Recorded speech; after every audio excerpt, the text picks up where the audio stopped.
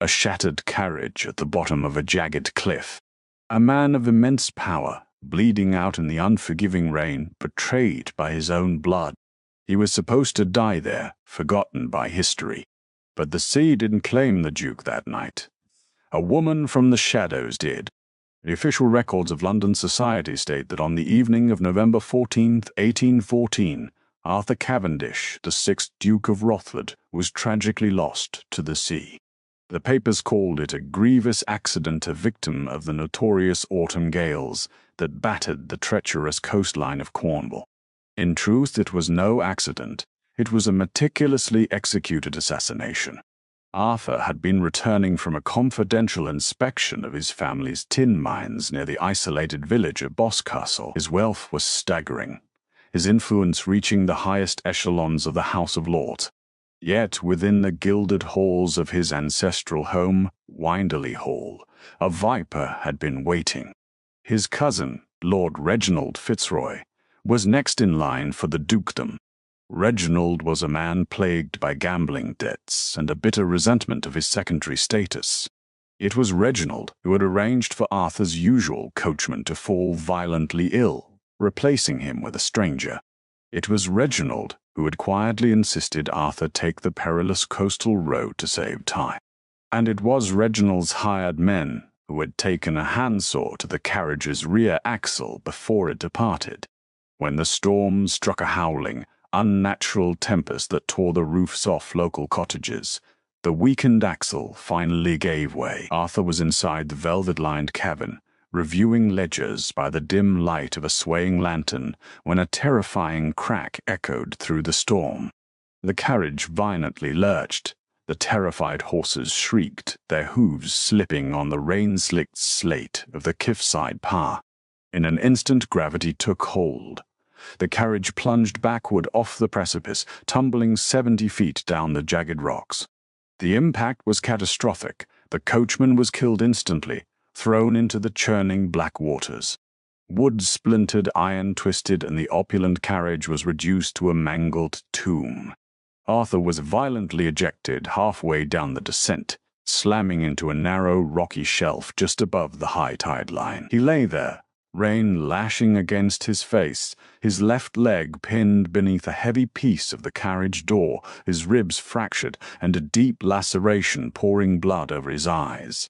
As darkness pulled at the edges of his consciousness, his final thought was not of his wealth, nor his title, but the sickening realization of his cousin's final, triumphant smile before he had left London. Arthur closed his eyes, surrendering to the cold. But the Cornwall coast hides its own secrets. High above the wreckage, hidden within the ruins of an ancient Norman watchtower, lived Tobias and Clara Hastings. To the superstitious villagers of Boscastle, they were recluses, hermits to be avoided. Tobias was a gruff, imposing man with a permanent scowl, and his daughter Clara was a creature of the wild cliffs, known to navigate the treacherous paths even in the dead of night. That night, Clara was on the cliffs, desperately trying to secure their wind-battered fishing nets, when she heard the distinct, sickening crunch of wood against stone. Lighting a shielded storm lantern, the 22-year-old woman began a perilous descent down a goat path that would have terrified an experienced mountaineer in daylight. The wind threatened to tear her off the rock face, but Clara was relentless. When she reached the cove, the scene was horrifying. The sea was already claiming the wreckage. Then she saw a scrap of dark wool caught on the rocks. Clara scrambled over the slick boulders. She found Arthur pale as death, his pulse a faint, fluttering moth beneath her fingertips. He was a large man, broad-shouldered and heavy with waterlogged clothing, and the tide was rising fast. She could not carry him, but Clara was resourceful. Her father had rigged a heavy rope and pulley system to a rusted iron ring in the cliff face, used for hauling heavy driftwood up to their hearth. With adrenaline masking her exhaustion, Clara managed to secure a harness of thick ropes under Arthur's arms. He groaned in agony as she pulled the debris off his shattered leg, but he did not wait. For the next 2 hours, fighting the freezing rain and her own screaming muscles, Clara dragged and hauled the Duke of Rothford up the sheer cliff face. Her hands bled, her boots slipped, but she refused to let the sea swallow him. By the time she hauled him over the precipice and through the heavy oak door of their stone hovel, Clara collapsed beside him on the flagstones, both of them drenched in blood and seawater. She had pulled a man from the grave, unaware that she had just brought the most powerful lord in England into her home. Arthur's consciousness was a fragmented mosaic of pain and fever. For 5 days he burned. He had terrifying hallucinations of drowning in liquid gold, of Reginald standing over him with a bloodied crown, and of a dark-haired angel with calloused hands pressing cold, damp cloths to his burning forehead. When the fever finally broke on the 6th day, the sensory details of reality filtered in. He smelled burning peat, dried lavender, and roasting root vegetables. He felt the rough, scratchy texture of a woolen blanket against his chin. When he slowly forced his eyes open, he found himself not in his silken four-poster bed at Winderley Hall, but in a low-ceilinged circular room made of rough-hewn stone. Sitting by the hearth was Clara. She was meticulously grinding herbs in a mortar.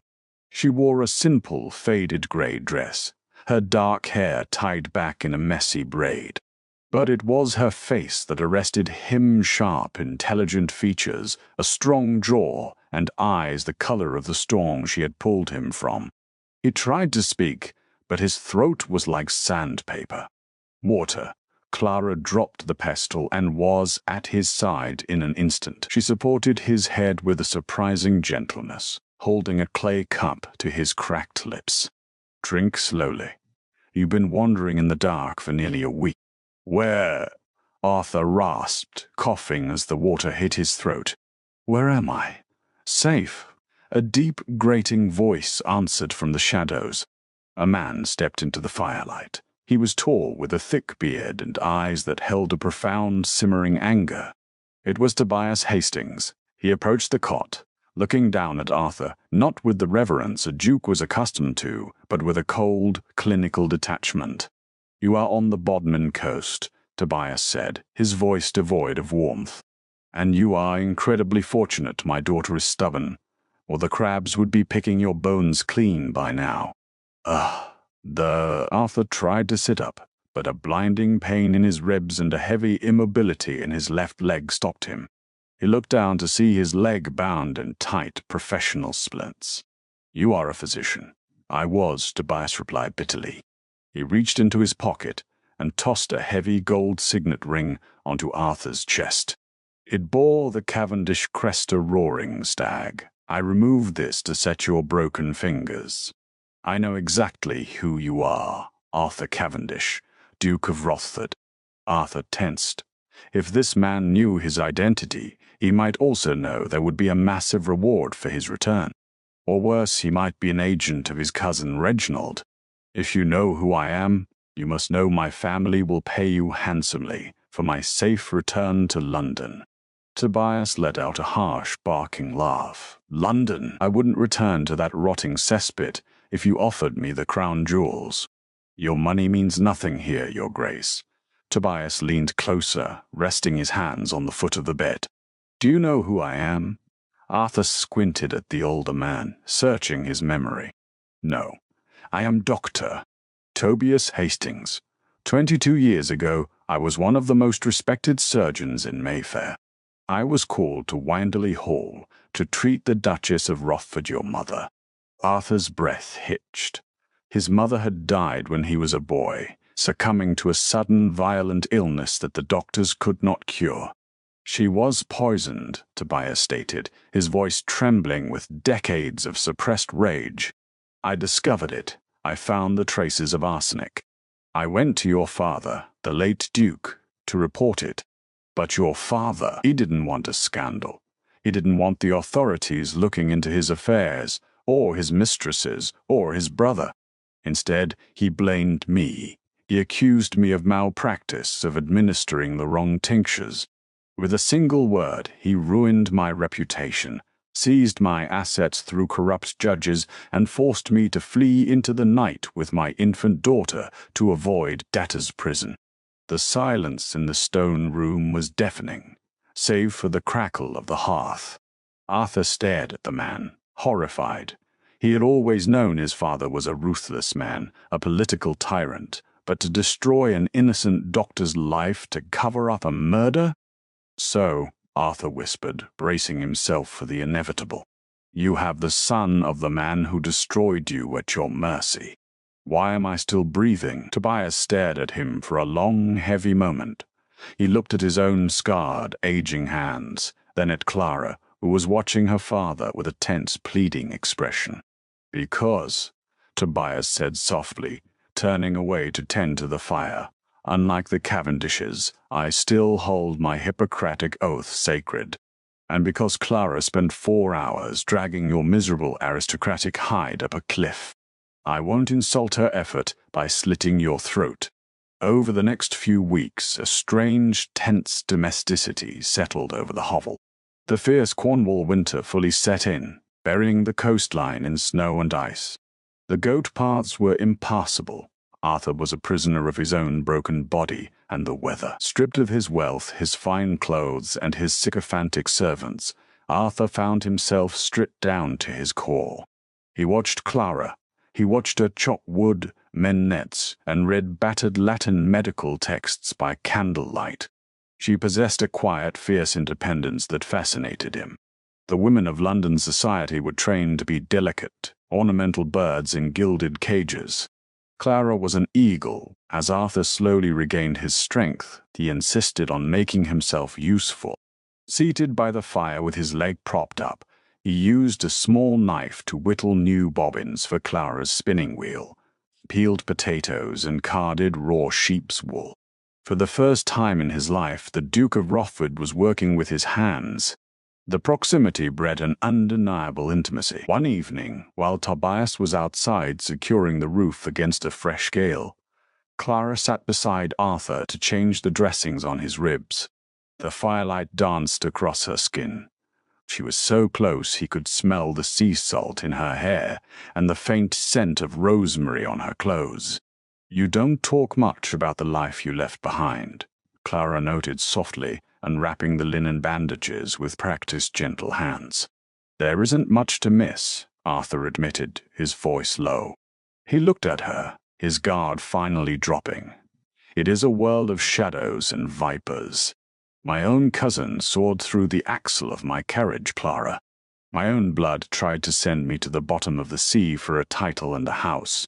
Clara paused, her hands resting lightly on his bare chest. She looked up into his eyes, her expression softening. I am sorry. Betrayal is a heavy thing to carry. Your father carries a heavier one, Arthur said. Because of my family. My father is a proud man, Clara replied, resuming her work. He lost everything, but he kept his soul. He raised me here away from the poison of society. I have known hunger and I have known the freezing cold, but until you arrived, I never knew the kind of monsters that wear velvet coats. Arthur reached out his large hand, gently covering hers, stopping her movements. The touch sent a jolt through both of them. I am not my father, Clara. She looked at his hand covering hers, then up at his face. The aristocratic arrogance was gone, replaced by a raw, earnest vulnerability. I know, she whispered. When the thaw comes, Arthur vowed, his thumb lightly tracing the back of her hand, and I can walk again. I am going to return to London. I am going to drag Reginald from my seat, and I am going to clear Dr. Tobias Hastings's name. I swear it to you. Clara offered a small, bittersweet smile. Many men make promises in the dark, Arthur, only to forget them when the sun rises. I am not like other men, he said fiercely. And you are the woman who pulled me from the dark. I will not forget, but their quiet moment was shattered the following morning. Tobias burst through the heavy oak door, bringing a flurry of snow and a face pale with dread. He threw the heavy iron bolt shut behind him. Pack your bags, Tobias ordered Clara, his voice urgent. and get him under the floorboards. Arthur sat up sharply, wincing as his ribs protested. What is it? What's wrong? Tobias grabbed a heavy hunting rifle from above the mantel, checking the flintlock. There is a search party in the village, a dozen men in fine coats led by a magistrate. Tobias locked eyes with Arthur, his expression grim. They are asking every villager if a body washed ashore. That they aren't carrying stretchers, Your Grace. They are carrying drawn swords. Your cousin hasn't come to rescue you. He sent a hit squad to make sure you're dead. Clara did not hesitate. Beneath the heavy woven rug in the center of the room lay a trapdoor, perfectly concealed within the irregular flagstones. It led down to a narrow, suffocating smuggler's cellar, carved directly into the cliff rocker relic from the previous century when French brandy was worth its weight in gold. With Tobias' help, Clara hoisted Arthur up. His broken ribs screamed in protest, and sweat beaded on his forehead, but he clamped his jaw shut. They lowered him into the dark, damp hole, tossing a thick woolen blanket down after him. Not a sound, Your Grace, Tobias hissed. If they find you, they will kill us all. The heavy stones slid shut, plunging Arthur into absolute, terrifying darkness. Above him, he heard Clara frantically sweeping the stone floor, erasing the scuff marks of his boots. He heard Tobias unlatch the heavy oak door just as a violent pounding echoed through the hovel. Open up, in the name of the crown, a harsh voice barked. Arthur held his breath, pressing his back against the cold, damp earth. Through the cracks in the floorboards, the muffled voices filtered down. What business do armed men have with an old man and his daughter? Tobias demanded, his voice impeccably steady. I am Captain Percival Graves, the man announced, his boots heavy on the stone floor. We are searching for the remains of the Duke of Rutherford. His carriage went over the cliffs 3 miles south of here. Lord Reginald Fitzroy is offering 50 guineas for the recovery of his cousin's body. We are inspecting every dwelling on the Bodmin coast. A tragedy, Tobias replied dryly. But as you can see, Captain, we live in a single room. We have no place to hide a man dead or alive, and the tide took whatever fell from those cliffs weeks ago.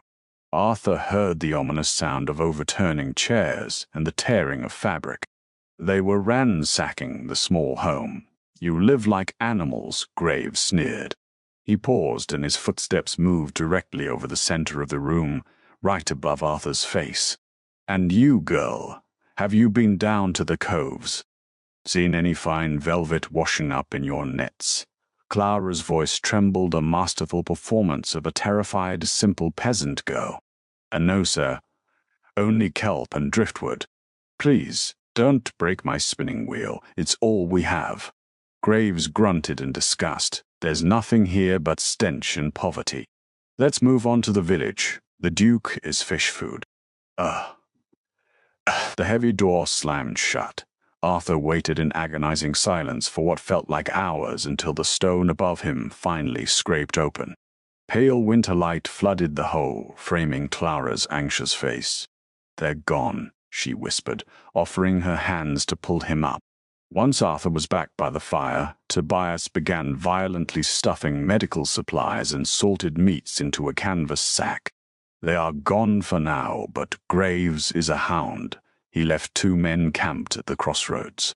They are watching the paths. When the snow melts and they don't find a body, they will start tearing up floorboards. Then we fight, Arthur said, his jaw set. With 1 rifle and a crippled leg? Tobias scoffed. No. We run. There is a network of old tin mining tunnels that cut straight through the Bodmin Moor. They are dangerous, half-flooded, and prone to collapse. But they emerge 10 miles inland, far past Graves's men. We leave tonight. The journey through the mines was a descent into hell. Armed with only 2 sputtering lanterns, they navigated the claustrophobic, dripping tunnels. Arthur's leg, though healing, throbbed with a sickening rhythm. He leaned heavily on a makeshift crutch and Clara's shoulder. In the suffocating dark, stripped of all aristocratic pretense, Arthur and Clara relied entirely on one another. When Arthur slipped on a patch of black ice near a flooded shaft, Clara caught him, her arms wrapping fiercely around his waist, pulling him back from a deadly fall. He looked down at her in the dim lantern light, both of them panting, chests heaving. The dirt smudged on her cheek only made her eyes look brighter, more defiant. "I have you," Clara whispered fiercely, her grip iron-tight. "I won't let you fall." Arthur reached up, his calloused thumb gently wiping the dirt from her cheek. "I believe you, Clara, more than I've believed anything in my life." It took 3 grueling days to cross the moor via the tunnels, emerging into the freezing, misty dawn of the inland countryside. They traded Clara's mother's last silver locket for passage on a discreet merchant's wagon heading east. They were going to London. It was the height of the spring season in Mayfair, and Winderley Hall was ablaze with candlelight. Lord Reginald Fitzroy was hosting a magnificent masquerade ball to mark the end of the official mourning period. Come morning, he would be officially crowned the 7th Duke of Rothford in the House of Lords. The ballroom was a sea of silk, diamonds, and hypocritical whispers. Reginald stood at the top of the grand sweeping staircase, a glass of champagne in his hand, savoring his triumph. He had won. The fortune, the title, the power, it was all his. He raised his glass to address the crowd of lords and ladies. "My esteemed friends," Reginald began, his voice echoing over the hushed assembly, "we gather tonight to remember my dear departed cousin, Arthur, taken from us by the cruel sea." The sea was remarkably accommodating, Reginald. The voice cracked like a whip across the ballroom. The string quartet abruptly stopped playing. The crowd gasped and parted like the Red Sea, standing in the grand entryway. Leaning heavily on an elegant silver-tipped cane was Arthur Cavendish. He was dressed in impeccably tailored, stark black evening wear. He looked thinner, his face hardened by survival, and a wicked scar jagged across his forehead, making him look less like a gentleman and more like a hardened warlord. On his right arm stood Clara, radiant and terrifying in a deep emerald gown that Arthur had procured just hours earlier. She looked at the aristocrats with the cool, predatory gaze of a cliffside hawk. On Arthur's left stood Dr. Tobias Hastings, his head held high, clutching a leather portfolio. Reginald's glass slipped from his fingers, shattering on the marble steps. His face drained of all color. "Arthur? It cannot be. You are a ghost." "I am your reckoning," Arthur stated, his voice a low, dangerous rumble as he began to ascend the stairs. The silence in the room was absolute. "Guards!" Reginald shrieked, his composure shattering. "Arrest this impostor. He is a fraud." 2 hired men rushed forward, but Arthur didn't even flinch.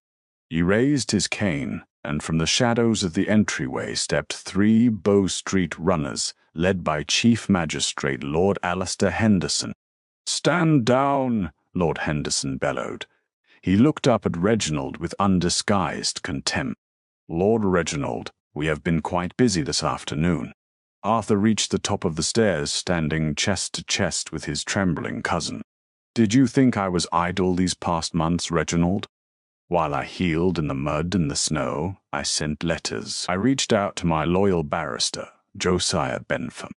Arthur took the leather portfolio from Tobias and slapped it hard against Reginald's chest. "Those are the ledgers I was reading in the carriage when you had the axle sword. I mailed a copy to Bentham the day before I left. They detail your massive gambling debts, your embezzlement from the estate, and a very interesting payment of 500 guineas to a Captain Percival Graves."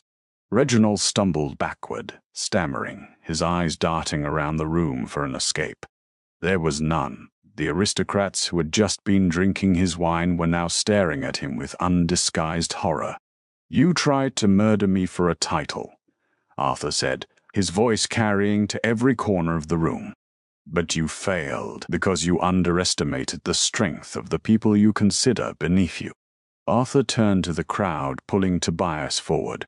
22 years ago, this man, Dr. Tobias Hastings, was falsely accused of malpractice to cover up the murder of my mother, a murder orchestrated by my own father to protect his reputation. I have found my father's private journals in the estate vault this very morning. They contain his confession. Dr. Hastings is a hero, and from this day forth he is reinstated as the chief surgeon of the Rothford estate, with full restitution paid from my personal coffers. Tobias closed his eyes, a single tear cutting through the decades of bitter anger lines on his face. Justice delayed had finally arrived. "Take him away," Lord Henderson ordered. The Bow Street runners seized a sobbing, broken Reginald and dragged him down the stairs. The ballroom erupted into chaotic whispers, but Arthur ignored them all. He turned his back on the glittering crowd and looked only at Clara. The aristocratic world around them faded away. "You promised me you would return," Clara whispered, her eyes shining with unshed tears. "You promised you would clear his name." "I am a man of my word," Arthur said softly. He reached into his pocket and pulled out the heavy gold signet ring, the one Tobias had tossed onto his chest in that freezing stone hovel. But he didn't put it on his own finger. He took Clara's hand, calloused and strong, and pressed the ring into her palm. "I told you I was not like other men," Arthur murmured, leaning in until his forehead touched hers. "I have no desire to rule this estate alone, Clara. You pulled me from the wreckage. Now I am asking you to lead me through the rest of my life. Marry me." Clara looked at the gold ring, then up into the eyes of the man she had saved. She smiled, a bright, fierce expression that rivaled any diamond in the room. "Only if you promise to keep chopping the firewood, Your Grace." Arthur laughed, a rich, joyous sound that echoed through Winderley Hall, sealing the end of the dark storm and the beginning of a magnificent reign. Did Arthur's triumphant return and Clara's fierce bravery leave you breathless? True love and justice always find a way, even through the darkest storms. If you loved this tale of betrayal, survival, and redemption, please hit that like button. Don't forget to share this story with your fellow romance lovers, and subscribe to our channel for more thrilling historical sagas. Tell us your favorite moment in the comments below.